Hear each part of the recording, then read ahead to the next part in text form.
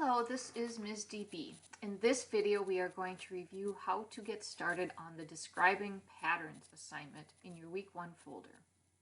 We are going to recognize, describe, and extend, that means go beyond, numerical, visual, and geometric patterns. Numerical means numbers, visual means pictures, and geometric means shapes. And we're going to do that by finding a rule. And then we'll also find missing parts of those patterns. So these examples that I'm going to go over are in your book, but by putting them on the worksheet, you can just look at the worksheet instead of looking back and forth from the book to the worksheet. Let's look at this first example. It says to find the pattern rule in the following sequence: 243, 81, 27, and 9. So the first thing that I notice is that all of these numbers end with an odd number. Odd numbers are 1, 3, 5, 7, and 9. And also, all of these numbers could be divided by 9 and get a whole number. That means that 9 is a factor. Let's get the calculator out and check that. So here's my calculator from the computer. You can just use this one. I'm going to take each of these numbers and divide by 9 and see that each of them have 9 as a factor. So 243 divided by 9 is 27. That's a whole number. 81 divided by 9. Yep, that's a whole number. No decimals, no fractions. Of course, 27 divided by 9, I bet you know that, is 3. And 9 divided by 9 is 1. So these are all factors. All of these numbers are factors of 9. Also, it starts with a big number, and then a smaller number, and then an even smaller number, and then the smallest number. That means it's a descending pattern. So they're getting smaller as you go. So the two things that help us make numbers smaller, the two operations, are subtraction and division. So that's probably going to be the rule for how they got these numbers. All right, let's go a little bit farther to see if we can find the pattern. Let's start with the smaller numbers. 27 to 9. Is there anything you can do to 27 to get to 9? Well, because 9 times 3 equals 27, we could take 27 divided by 3 to get 9. So 27 divided by 3 equals 9. So from there to there, I divided by 3. Let's see if that rule works for more of the numbers. Let's see if I can take 81 divide by 3 to get to 27. So I'm going to get my calculator back out. 81 divide by 3 is 27. So that rule works for 81 to 27. Let's double check that the rule works for 243. Because if it does, then we have it all figured out. 243 divided by 3. If that's 81, yep, it is. So that means that the rule for this sequence of numbers, this pattern of numbers, is divide by 3. So that's what we would write if they said find the rule. We would write divide by 3. Let's look at another example. All right. Find the pattern in the following sequence. I'm going to make this just a little bigger for myself. 1, 3, 11, and 43. What do we notice about all these numbers? Again, they're all odd. They all end in 1 or 3. That's interesting. And this time, they're getting bigger. We call that ascending or increasing. So 1 is small, but 3 is bigger, and 11 is bigger, and 43 is even bigger. So that means probably we're adding or multiplying each time, but I can't just add 2 each time. I can to get to the first one, but that doesn't work for 3 to 11. Is there anything I can multiply? I can't multiply by 3. There must be 2 things going on. This one's a tricky one. What if I multiply by 3? Then I would get to 3, and then I multiply by 3. Nope, that's not going to work. So instead, we must be doing 2 rules to this. We must be multiplying and adding, or multiplying and subtracting. And this rule turns out that if I multiply by 4, let's do that. Let's multiply 1 by 4, we would get 4. And then to get to 3, what would I have to do? I would have to subtract 1. Okay, that rule, so if I multiply by 4 and then subtract 1, that works to get to 1 to 3. Let's see if it works for 3 to 11. I would take 3, multiply by 4, that would give me 12, and then subtract 1, that equals 11. So the rule works for the 3 to 11 as well. How about from 11 to 43? Multiply by 4, that would be 44, and then subtract 1 equals 43. Yep, that works. So our rule, it's a tricky one, your homework won't be quite as tricky, is that you multiply by 4 and then subtract 1. That's our rule. All right, let's look at some of your assignment and see if we can figure out the rules. Some of them will be adding, some of them will be subtracting, some of them will be multiplying, some will be dividing, and some, or one, might have that tricky thing about it where you have to do 2 things at once.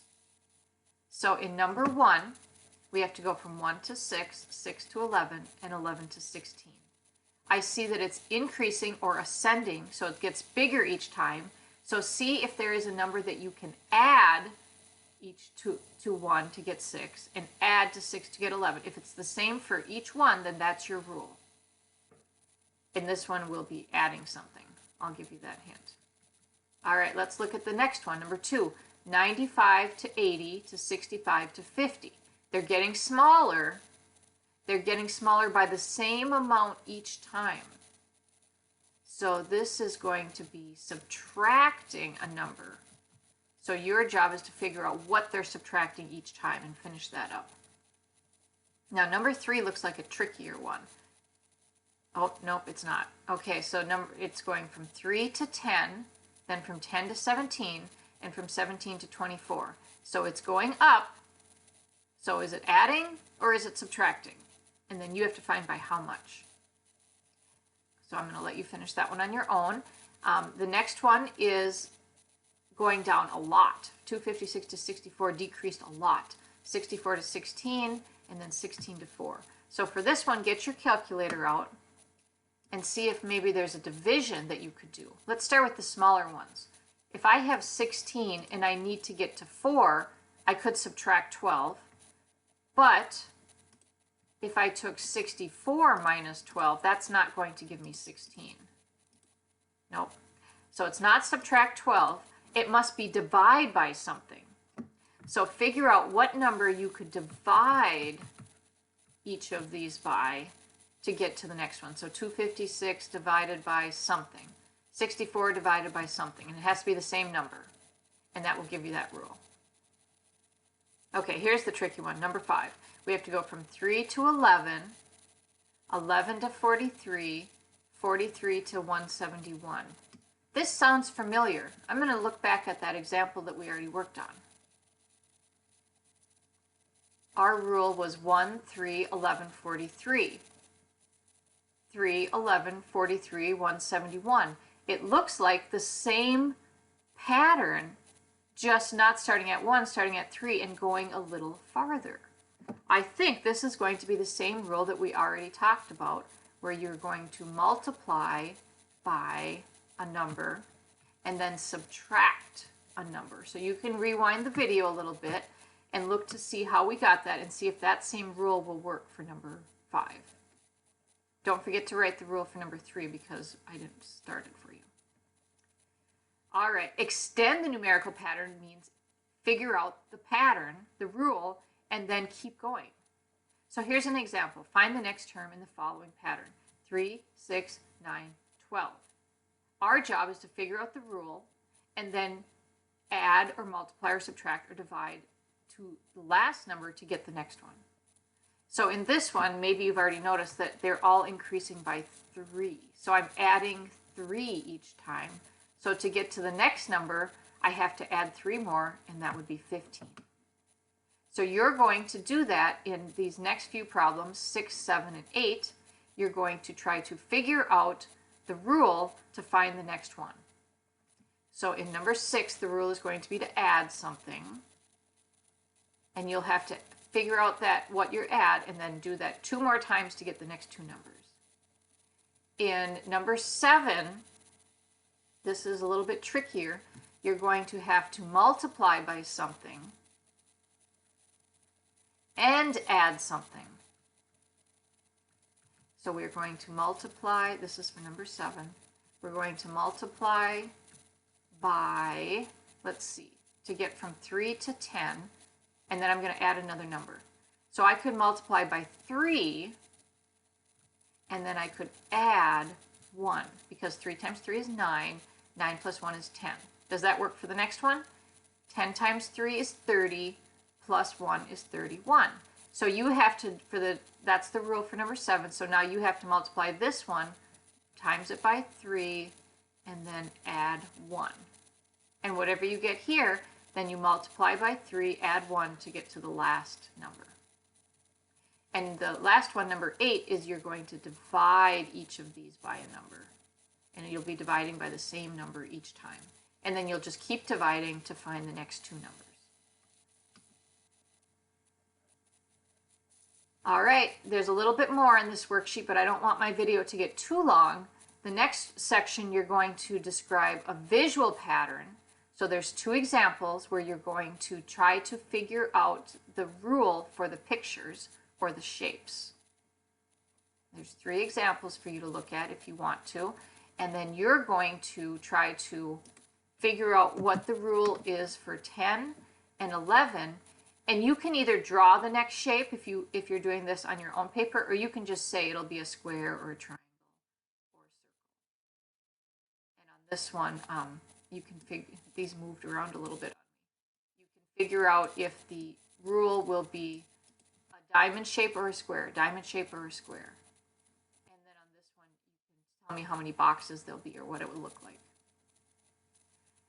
And then you can look at this last part is going to be extra credit, so you can continue and work on this if you want a little bit more challenge.